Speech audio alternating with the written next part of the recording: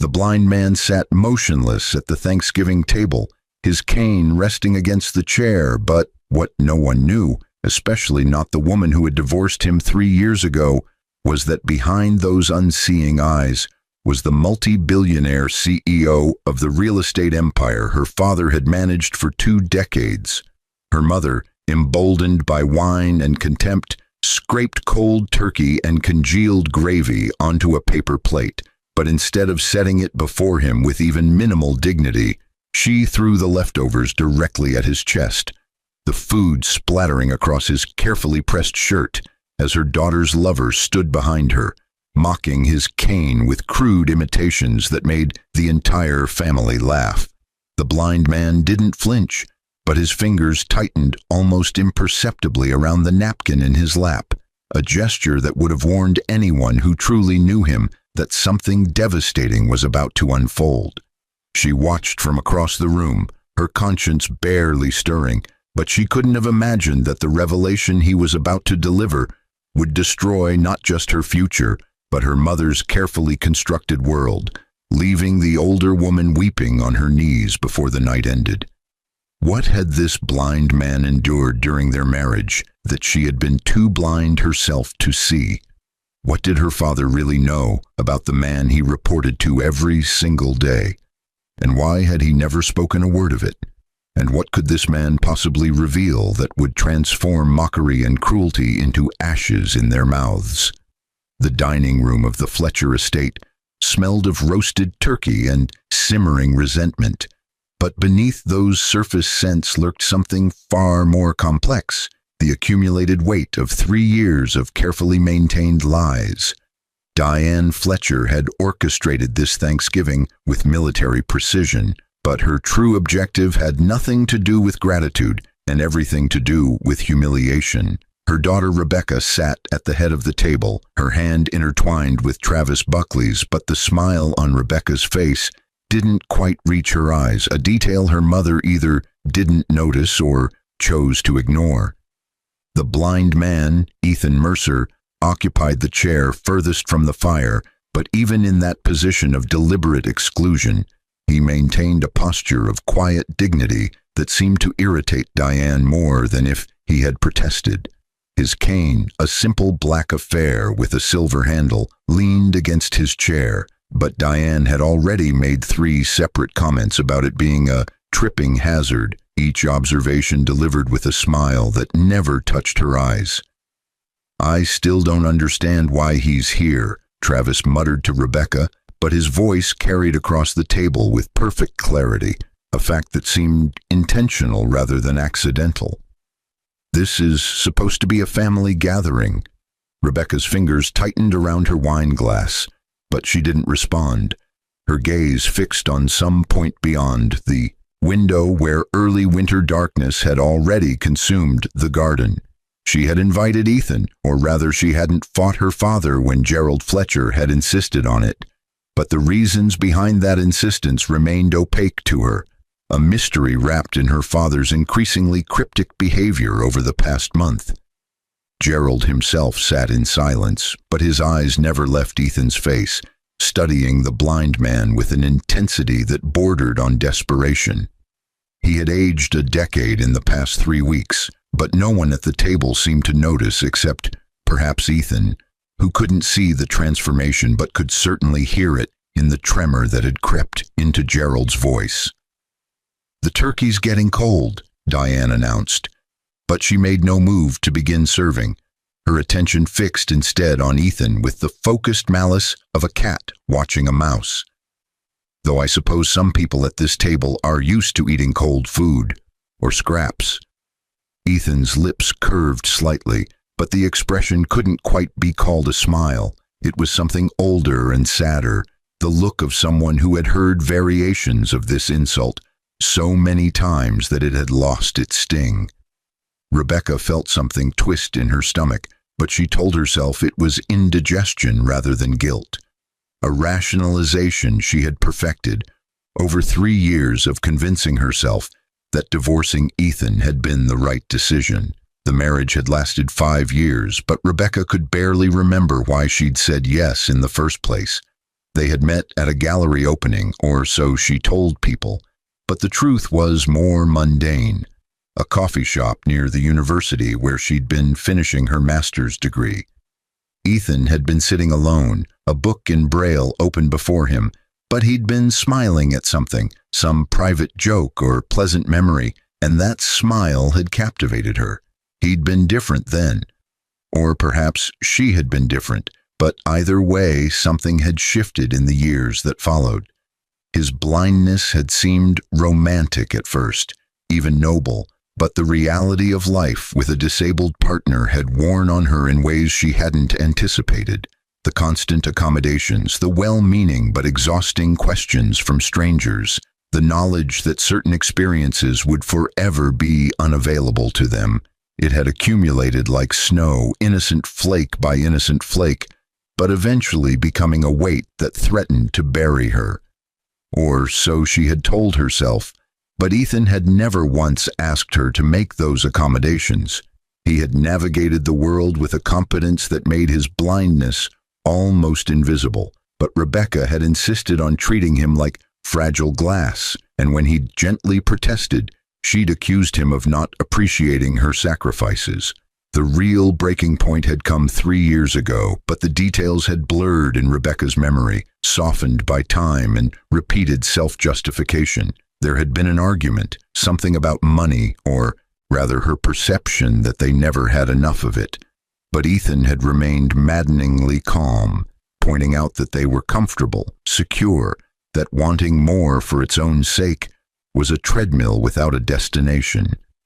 She'd called him unambitious, but what she'd really meant was that she'd looked at her future and seen herself as the wife of a blind man who gave piano lessons to children and seemed content with that modest life. Meanwhile, her college friends were marrying doctors, lawyers, men who drove German cars and took vacations in Tuscany, but she was clipping coupons and shopping at outlet malls. Travis had appeared at exactly the right moment, or the wrong one depending on one's perspective, but Rebecca had convinced herself it was fate. He was everything Ethan wasn't. Sighted, ambitious, flashy, but most importantly, he made her feel like she deserved more than what she had. The affair had been brief and almost disappointingly predictable, but it had given her the excuse she needed to end the marriage. Ethan had signed the divorce papers without protest, but he'd looked at her with those unseeing eyes and said something that had haunted her ever since. "You're divorcing someone who doesn't exist, Rebecca, but I hope you find whatever it is you're looking for." Now, 3 years later, Travis was making jokes about wedding venues, but his promises had a hollow quality that Rebecca had only recently begun to notice. He talked constantly about his real estate ventures, but none of them ever seemed to materialize, and his expensive car was actually leased, a detail she'd discovered by accident when a payment reminder arrived at her apartment. "Ethan," Gerald said suddenly, his voice cutting through the ambient conversation, but before he could continue, Diane stood abruptly.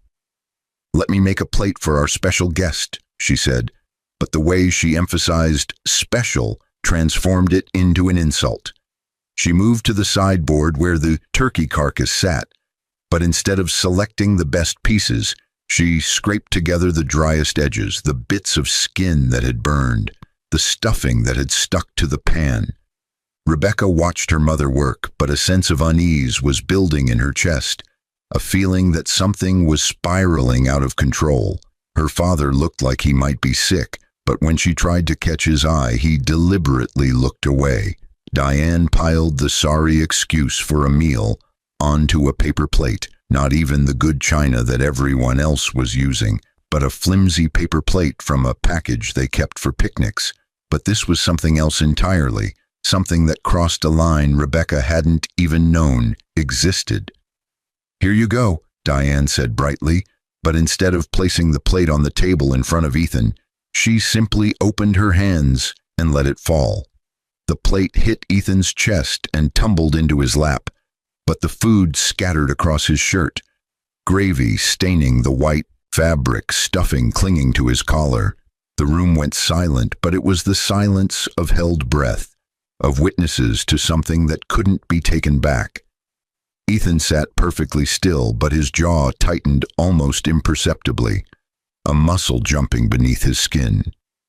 "Oops," Diane said, but there was triumph in her voice, the satisfaction of someone who had finally delivered a blow they'd been planning for years. "How clumsy of me." Travis laughed, actually laughed, but the sound had a nervous edge that suggested even he sensed they'd gone too far. He stood and walked behind Ethan's chair, but instead of offering to help clean up the mess, he grabbed Ethan's cane and began using it to mime walking with exaggerated, stumbling steps. "Help! Help! I can't see where I'm going," Travis said in a mocking falsetto, but he swung the cane wildly, nearly knocking over a lamp. "Someone save me from the scary furniture." Rebecca felt frozen, but some distant part of her recognized that she should intervene, should stop this, but she couldn't seem to make her voice work. Her father had gone pale, but his hands were trembling so badly that he had to set down his wine glass before he dropped it. Ethan reached up slowly and brushed the food from his shirt, but his movements were careful, controlled, the actions of someone who had endured worse and survived. He found his napkin and cleaned his hands, but he didn't stand, didn't shout, didn't give them the reaction they seemed to want. "Are you finished?" he asked quietly, but his voice carried an authority that seemed to suck the air from the room. Travis stopped mid-swing, but he tried to maintain his bravado, tossing the cane carelessly back toward Ethan's chair. It clattered against the wall and fell to the floor, but Ethan didn't react. "Gerald," Ethan said, but he wasn't asking. He was commanding, and somehow that single word carried more weight than all of Diane's theatrical cruelty. "I think it's time." Gerald stood on shaking legs, but when he tried to speak, nothing came out. He cleared his throat and tried again, but the words emerged as barely more than a whisper. "Everyone needs to sit down," Gerald said, but his voice cracked halfway through the sentence. "There are things you need to know." "What things?" Diane demanded, but for the first time uncertainty flickered across her face. "Gerald, what's going on?" Gerald moved to the sideboard and retrieved his briefcase, not the worn leather one he carried to work every day, but a different one, sleeker and newer, but one Rebecca had never seen before. His hands shook as he opened it, but he pulled out a stack of documents. "I've worked at Meridian Holdings for 23 years, Gerald began, but he couldn't look at his wife or daughter. "Started as an assistant property manager, worked my way up to senior director. I've been proud of what I built." "What does this have to do with—" Diane started, but Gerald cut her off with an uncharacteristic sharpness. "Meridian Holdings isn't just a company," Gerald continued, but sweat had broken out on his forehead despite the cool temperature of the room. "It's the largest private real estate empire in North America, $40 billion in assets, properties in every major city. But what none of you ever knew, what I was contractually forbidden from revealing, was who actually owns it." Rebecca felt her heart begin to pound, but she told herself she was being ridiculous, that whatever her father was about to say couldn't possibly be what her lizard brain was already screaming at her. Gerald turned to look at Ethan, but his expression was equal parts reverence and despair. Ethan Mercer founded Meridian Holdings 17 years ago with an inheritance from his grandmother. But he didn't just found it, he built it brick by brick, deal by deal. But he did it all from behind the scenes using proxies and shell companies because he knew that if people discovered the CEO was blind, they'd never take him seriously. The words hung in the air like smoke, but no one seemed able to process them. Travis had gone pale, but his mouth opened and closed without sound. Diane's carefully applied makeup suddenly looked garish, her face draining of color beneath the rouge. "That's ridiculous," Rebecca heard herself say, but her voice sounded thin, unconvincing even to her own ears. Ethan teaches piano to children. He lives in a tiny apartment He lives in a penthouse in the Callaway building, Gerald interrupted, but there was no satisfaction in his voice, only a deep, bone-weary sadness. The entire top floor. But he also maintains a small apartment in the neighborhood where you used to live, Rebecca, because even after the divorce, he couldn't quite bring himself to completely sever that connection. Ethan finally stood, but his movements were fluid, controlled, nothing like the helpless invalid that Diane and Travis had been mocking. He bent and retrieved his cane without fumbling, but the action was so precise that it was clear he knew exactly where it had fallen.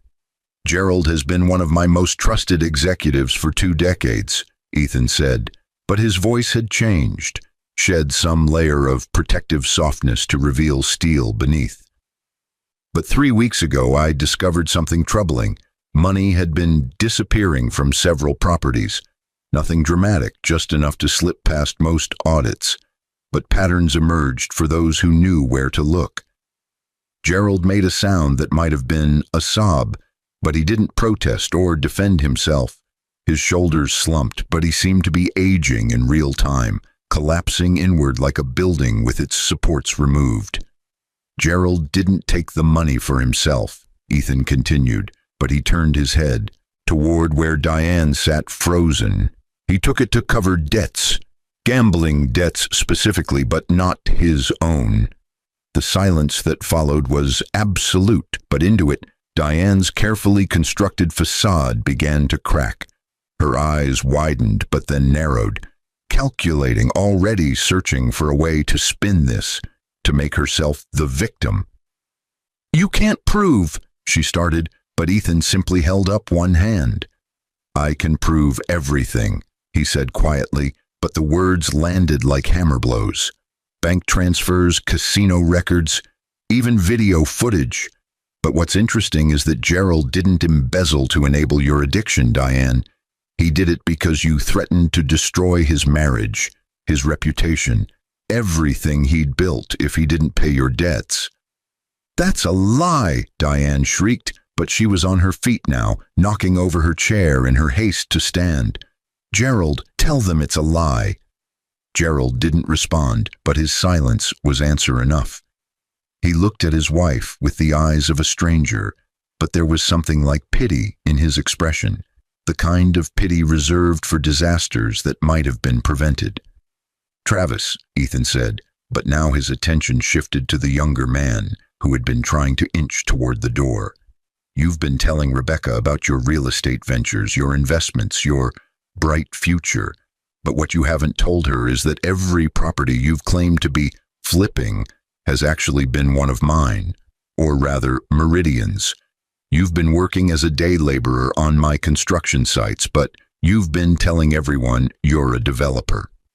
Travis's face went from pale to flushed, but his hands clenched into fists. You don't know." "I know everything," Ethan said, but there was no heat in his voice, just a terrible final certainty. "I know about the 3 credit cards you've maxed out. I know about the loan sharks who've been looking for you. I know about the other girlfriend in Newark who thinks you're going to marry her too. But most importantly, I know that you targeted Rebecca specifically because you found out her father worked at Meridian, and you thought you could use the connection to get a real job." Rebecca felt the room tilt, but she gripped the table to steady herself. Everything was coming apart, but the pieces were reassembling into a picture she couldn't bear to look at. Her mother wasn't the sharp-tongued but devoted woman she'd pretended to be, but a gambling addict who had blackmailed her own husband. Travis wasn't her ticket to a better life, but a con artist who had been using her. And Ethan. She turned to look at him, but really look at him for the first time in years, and saw not the helpless invalid she'd divorced, but a man who had built an empire while teaching piano lessons to maintain his privacy, who had endured her cruelty and her betrayal, but who had never once used his power to hurt her in return. You knew, Rebecca whispered, but the words came out broken. When we were married, you knew all of this. About my mother, about everything. Ethan's expression softened slightly, but the sadness in it was almost unbearable. I knew your mother had a problem. I tried to tell Gerald to get her help, but he thought he could handle it himself. But as for you, Rebecca, I never told you about my business because I wanted to know if you could love me as just a man, not as a bank account, and I got my answer. The cruelty of that truth was surgical, but Rebecca couldn't even argue with it. She had divorced him because she'd thought he wasn't enough. But the entire time he'd been testing her, and she'd failed so spectacularly that the irony would have been funny if it wasn't destroying her. Diane had begun to weep, but they weren't delicate tears. They were great, heaving sobs that shook her entire body. She reached for Gerald, but he stepped back, his face a mask of controlled devastation. I'm turning myself in, Gerald said quietly, but he pulled an envelope from his briefcase and set it on the table. My resignation and full confession, but I'm also filing for divorce, Diane. Our marriage is over. You can't, Diane wailed, but she lurched toward him, mascara streaming down her face in black rivers. Gerald, please, we can fix this. I'll stop gambling. I'll get help. You should have gotten help 10 years ago, Gerald said, but his voice was empty of emotion, drained of everything except exhaustion. You should have gotten help before you stole from our retirement fund, before you forged my signature on loan documents, before you blackmailed me into committing crimes that will probably send me to prison. He turned to Ethan, but his expression was pleading. I know I don't deserve mercy. I know I've betrayed your trust, betrayed everything you built, but I'm begging you, don't let this destroy Rebecca. She didn't know. She's innocent in all of this. Ethan was quiet for a long moment, but his unseeing eyes seemed to look through Gerald, through the walls, to some distant horizon only he could perceive. Rebecca is innocent of your crimes, Gerald, but she's not innocent of her own choices. However, and here his voice softened infinitesimally, I have no intention of punishing her for your mistakes, or her mother's, or even her own. He reached into his jacket and pulled out a business card, but he didn't hand it to Rebecca. Instead, he set it on the table and slid it in her direction with uncanny accuracy. That's the number for my personal attorney, Ethan said. When you're ready, not now, but when you've had time to process all of this, call her. There's a trust fund in your name. Has been since a month after our divorce. I set it up because despite everything, I wanted to make sure you'd be taken care of if anything happened to me.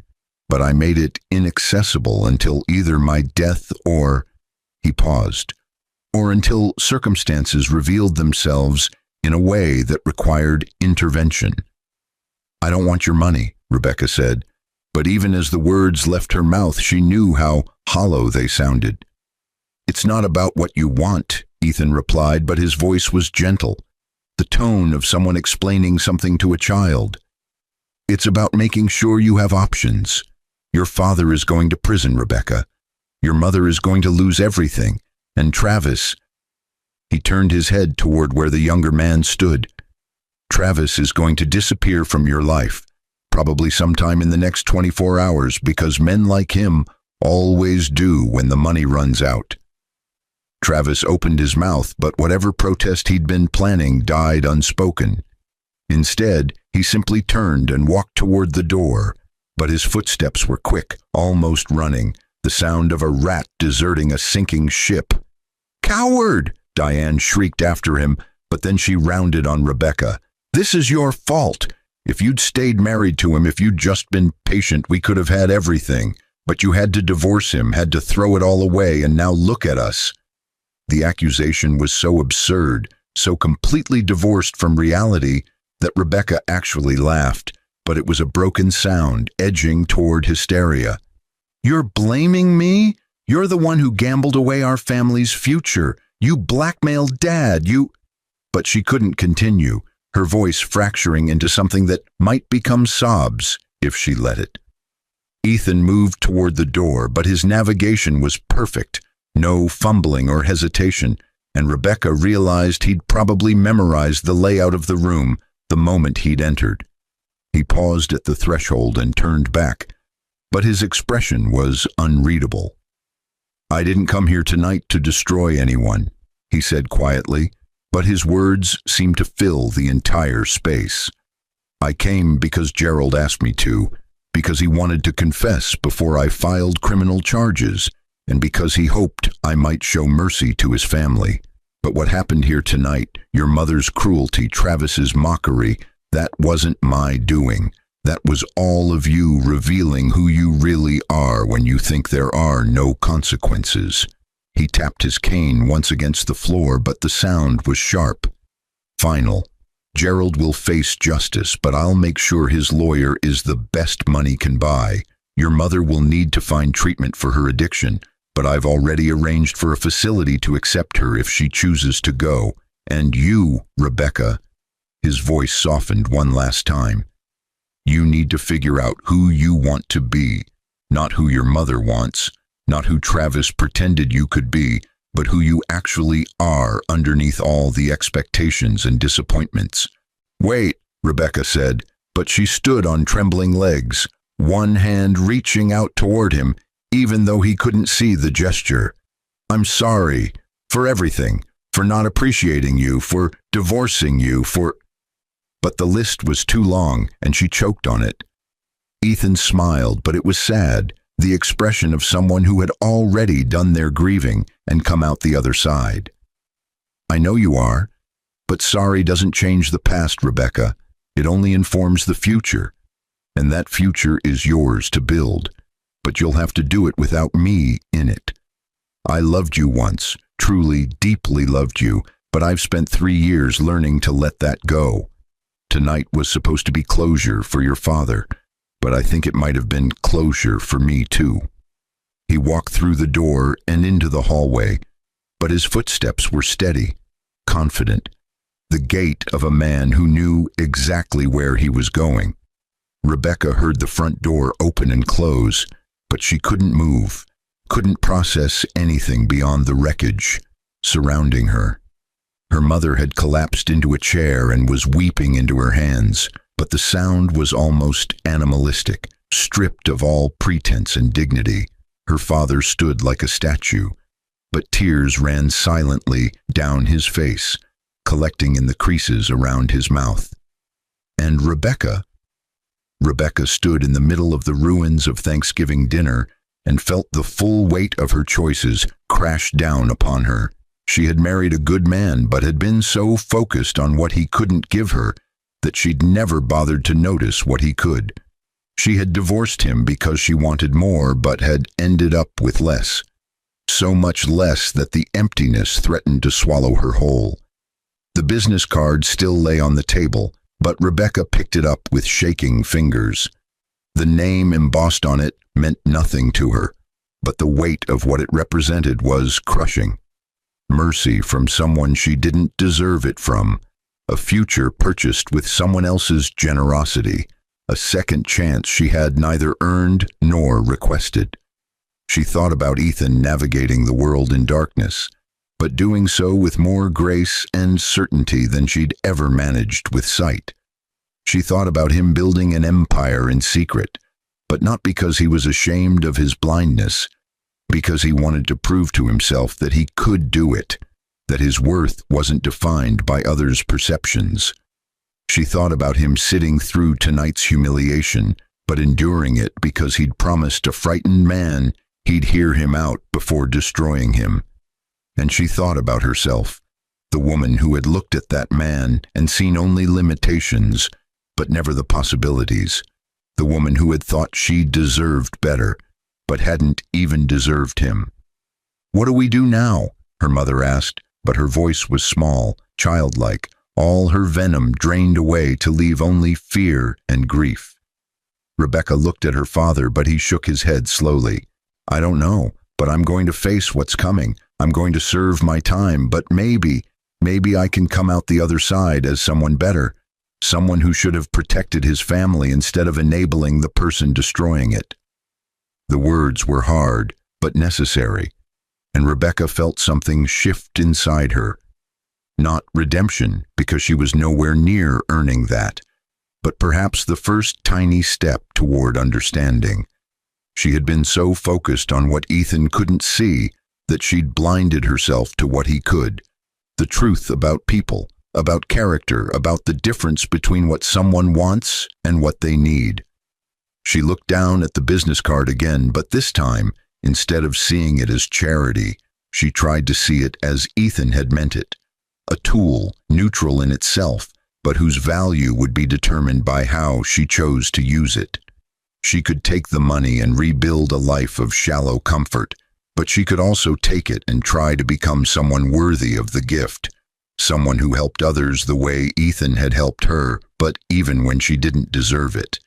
The choice, as Ethan had said, was hers, but for the first time in 3 years, she understood the weight of such choices and how the person you become is built not from what you're given, but what you do with it. Behind her, her mother's weeping had subsided into quiet hiccups, but the sound of it would probably haunt Rebecca for the rest of her life, not because it represented her mother's destruction, but because it represented the moment everything hidden was finally revealed, and all the careful lies collapsed under the weight of truth. And somewhere in the city, Ethan Mercer was probably removing his stained shirt, but not with anger or bitterness, just the practical acceptance of a man who had learned long ago that other people's cruelty said everything about them and nothing about him. He would shower, but change into comfortable clothes and perhaps sit at his piano and play something beautiful in the darkness that was his constant companion, but never his prison. Tomorrow, lawyers would begin the work of untangling Gerald Fletcher's crimes, but they would do so with Ethan's resources behind them, minimizing damage where possible. Tomorrow, Diane Fletcher would either check herself into treatment or continue her spiral, but that choice would be hers alone. Tomorrow, Travis Buckley would wake up in some cheap motel, but already planning his next mark, his next scheme, his next attempt to get something for nothing. And tomorrow, Rebecca would begin the slow, painful work of figuring out who she was beneath all the expectations and disappointments, but with the knowledge that she had been given a gift she didn't deserve, from a man who owed her nothing, who had endured her worst, but who had still chosen mercy over revenge. The clock on the mantel chimed midnight, but the sound seemed to mark not just the end of a day, but the end of an era, the death of illusions, but the birth of something raw and honest in their place. Whatever came next would be built on truth rather than comfortable lies, but that truth was harsh enough to strip skin from bone. Rebecca gathered the business card, but her purse and her keys, because staying in this house another moment felt impossible. Her parents would have to navigate their own crises, but she needed air, space, distance from the wreckage. As she walked to her car, but the night air bit at her skin, she found herself thinking about the Ethan she'd married versus the Ethan who had sat at that table tonight. She had thought they were different people, but they weren't. She had simply been too blind to see him clearly, and that blindness had been self-inflicted, born from her own shallow desires and unexamined assumptions. She started the engine but didn't immediately drive away. Instead, she sat in the darkness and let herself feel the full weight of what she'd lost. Not the money or the power or the security, but the man himself. The one who had loved her despite her flaws, but who had finally learned to stop, and who had moved on to become someone whole and complete without her. And Rebecca wept, not the theatrical tears of her mother, but quiet, aching sobs that came from somewhere deep and true, the sound of someone finally seeing themselves clearly, but hating what they saw. But beneath that self-loathing was something else, something small but persistent, the faint, fragile hope that perhaps it wasn't too late to become someone better.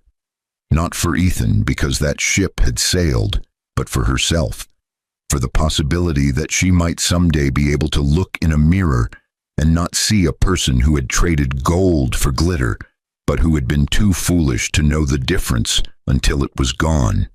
She put the car in drive and pulled away from her parents' house, but she didn't know where she was going. It didn't matter, but somewhere in the city was a future waiting to be built.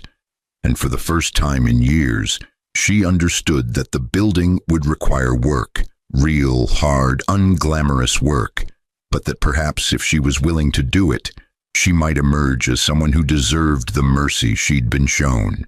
The road stretched ahead into darkness, but Rebecca drove forward anyway, because sometimes that's all you can do. Keep moving, keep trying, keep hoping that the person you become tomorrow might be just slightly better than the person you were yesterday. And somewhere behind her, in a house that reeked of turkey and broken dreams, her parents were beginning their own reckonings, but those stories were theirs to write. This story of blind love and blinded fools, but ultimately of truth revealed and mercy given, was Rebecca's now, and whatever she made of it would determine whether tonight's destruction had been the end of everything or the beginning of something new. The choice, as always, was hers.